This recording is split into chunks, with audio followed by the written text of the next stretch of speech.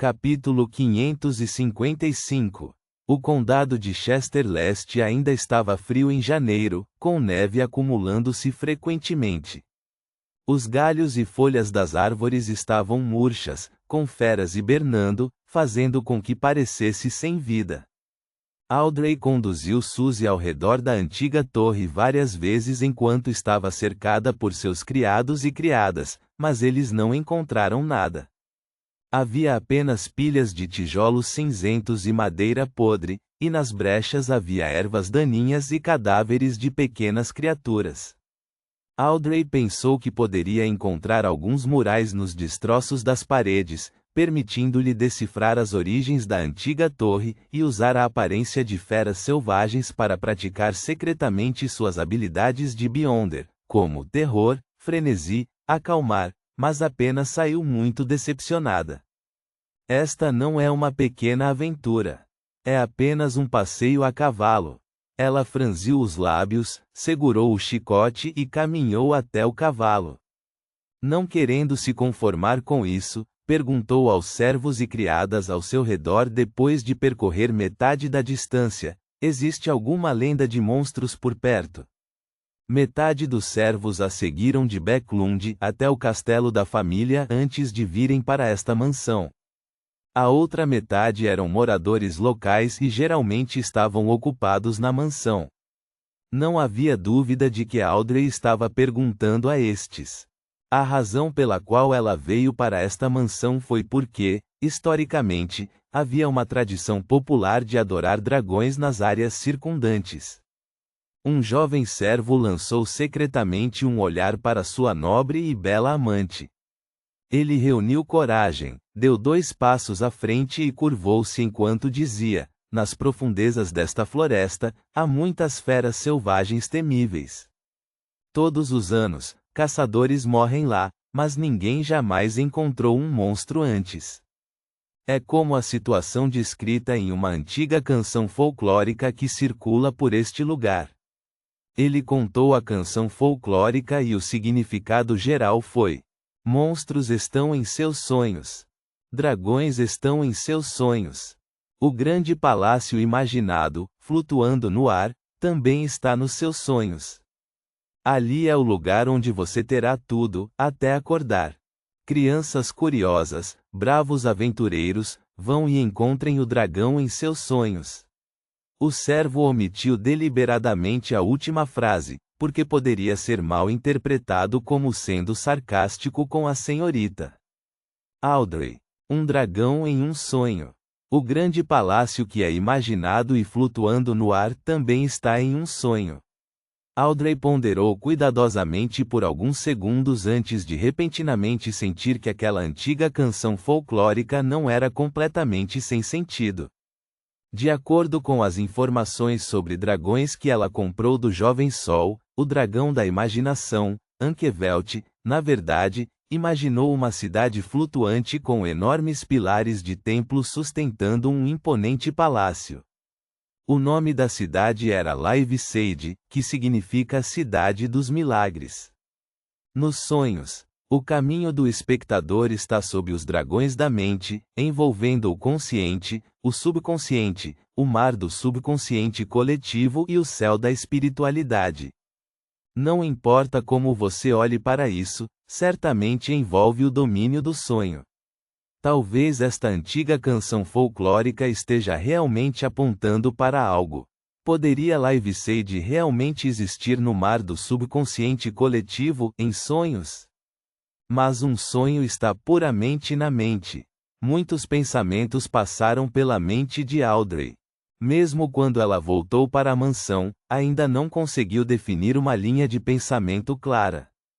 Ao entrar na sala, ela olhou para Suzy, sentindo de repente vontade de se exibir. Suzy não sabe nada sobre dragões, então ela definitivamente não seria capaz de detectar as peculiaridades dessa canção folclórica. Não seja arrogante, isso é muito superficial. E é fácil para Suzy descobrir que estou escondendo alguma coisa. Audrey deu alguns passos para frente e para trás com as costas retas e perguntou de uma maneira aparentemente casual: Suzy, o que você acha daquela música folclórica? Qual seu significado? Tenho a sensação incômoda de que não é tão simples quanto parece. Suzy abriu a boca, momentaneamente sem palavras porque não sabia nada sobre poesia. Ela pensou seriamente e disse: Audrey, sou apenas um cachorro. Reticências. Em uma floresta na ilha da Montanha Azul. Por causa de sua agitação e excitação, Kalate não dormiu nada. Sentado na cadeira de rodas, ele inspecionou o entorno, como se tivesse encontrado um motivo para viver além da vingança. Depois de completar o ciclo, ele voltou ao altar para orar mais uma vez. Ele se lembrava muito claramente do conteúdo dos 10 mandamentos. Ele sabia que não poderia usar o nome do Deus do mar em vão, então planejou usar o nome relativamente vago Deus como substituto durante suas orações. Quando se aproximou do altar, seu olhar de repente se transformou em um olhar fixo porque os itens colocados nele tinham uma aura incomum. Por exemplo, uma adaga não refletia nenhum luar carmesim, mas liberava relâmpagos prateados. Uma folha tornou-se cada vez mais verde, fazendo-o sentir que era mais fácil respirar com um simples olhar. Deus concedeu sua graça. Esse pensamento de repente passou pela mente de Kalate. Até então, ele não tinha mais dúvidas quanto à transformação do Deus do mar. Os pensamentos sacrílegos escondidos dentro dele foram completamente dissipados. A revelação de Deus que disse anteriormente que ele caminhará pela terra novamente foi uma implicação de que ele está reconstruindo sua imagem. Esta camada de significado é muito profunda, e na verdade falhamos em interpretá-la antes. Kalate lentamente respirou fundo e apoiou-se com as mãos antes de se prostrar solenemente diante do grande Deus do mar. Logo, voltou para sua cadeira de rodas e dirigiu-se para a residência do sumo sacerdote, Edmonton, e dos outros. Ele mal podia esperar para contar aos seus companheiros o que acabara de acontecer, para compartilhar com eles a graça de Deus. Reticências. Às 11h15 da noite. Klein sentou-se em sua cadeira e observou com uma expressão vazia enquanto Danites realizava o ritual de comparecimento da alma, memorizando todos os detalhes enquanto esperava. Ainda requer ajuda do mundo espiritual. Ele fez um julgamento preliminar. Se for uma criatura do mundo espiritual, pode-se localizá-la desde que não haja erro na descrição. Apenas usar uma linguagem com uma certa quantidade de poder pode permitir a invocação direta ou permitir que seu espírito venha. Não tem nada a ver com distância ou alcance.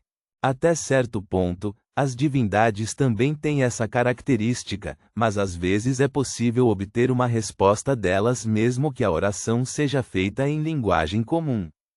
Claro, isso só acontecerá se eles se tornarem crentes e chamarem a atenção da divindade. No nível dos semideuses, eles parecem ter se misturado até certo ponto com o mundo espiritual.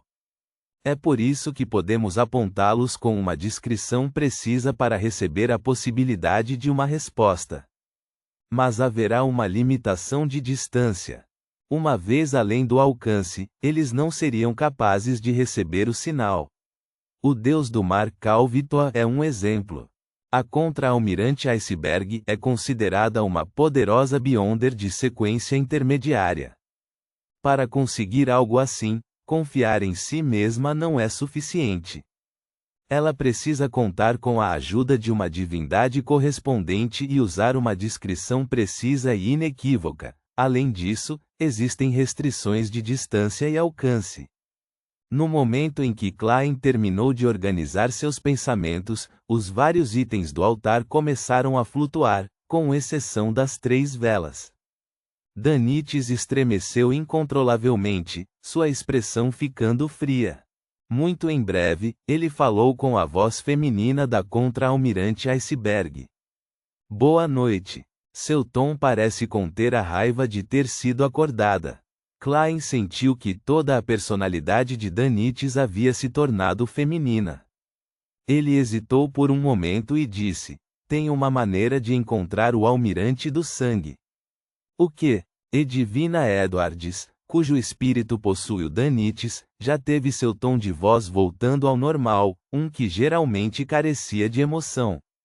Klein disse simplesmente: "Eles usam a mais recente tecnologia de telegrafia sem fio. Recebi as frequências e senhas do tubarão branco.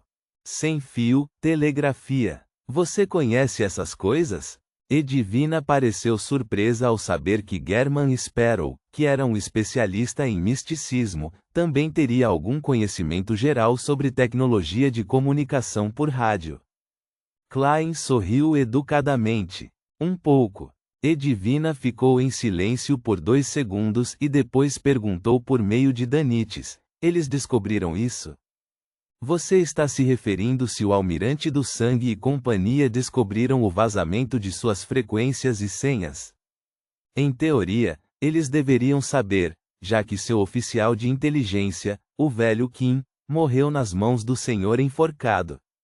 No entanto, a telegrafia sem fio ainda não atingiu o nível de adoção em larga escala, por isso é fácil para aqueles que a utilizam ignorar os riscos de segurança." Klein não respondeu com certeza absoluta. "Talvez. Mas podemos tentar. Contanto que eu consiga ouvir a frequência, há uma grande chance de encontrar o Almirante do Sangue. Como Deus do mar, mesmo no nível de um semideus, tornando difícil para mim saber sobre assuntos nos mares vizinhos como a palma da minha mão, ainda posso controlar criaturas marinhas e pedir-lhes que procurem pessoas."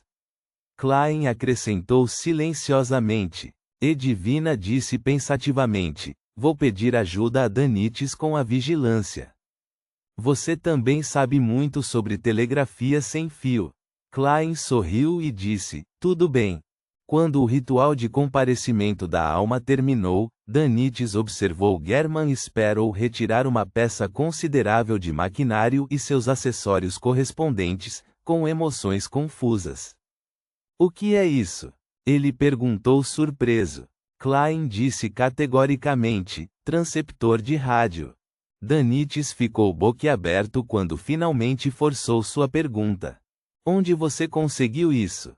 Klein olhou para ele. "Por aí." Enquanto falava, jogou o manual e as informações sobre as frequências e os códigos para Danites e voltou para o quarto para dormir. "Então é isso que ele faz em suas viagens frequentes." Danites sentiu como se tivesse entendido alguma coisa. Depois de muita leitura e experimentação, finalmente dominou o uso do transceptor de rádio e recostou-se em sua cadeira reclinável, rapidamente roncando. Sem saber quanto tempo dormiu, foi acordado de repente, surpreso ao ouvir cliques rítmicos. "O que?" Danites ficou de pé e olhou na direção da origem do som. Ele viu o transceptor de rádio na sala escura funcionando sozinho, ejetando folhas ilusórias de papel branco sob o sereno luar. "O que é isso?" Danites conjurou chamas nas palmas das mãos enquanto avançava cuidadosamente.